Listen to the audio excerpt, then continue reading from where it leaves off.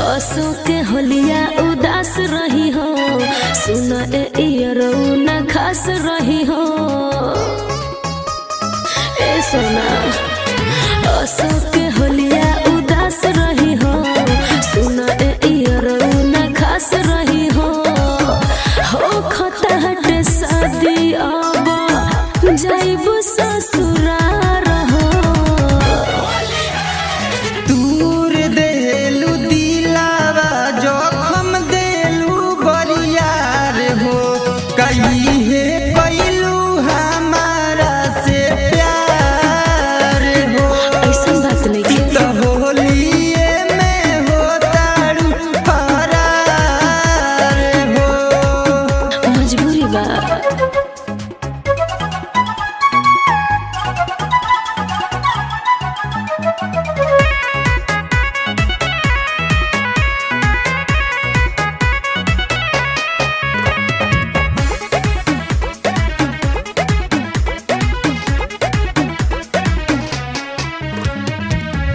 हमरो त इच्छा बाटे खेलती हो होली, रंगवा अबीर से ले टाई दे तो चोले।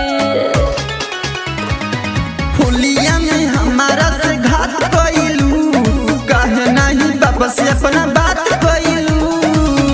होलिया में डोलिया पियावा ले जाई है हमारा हो। दूर देलू दिलावा जोखम देलू बरियार हो, कहीं है कैलू हमारा से प्यार हो। ई मत बोला। तो होलिए में हो तारू फरार हो। बड़ा दुख में बनी हो।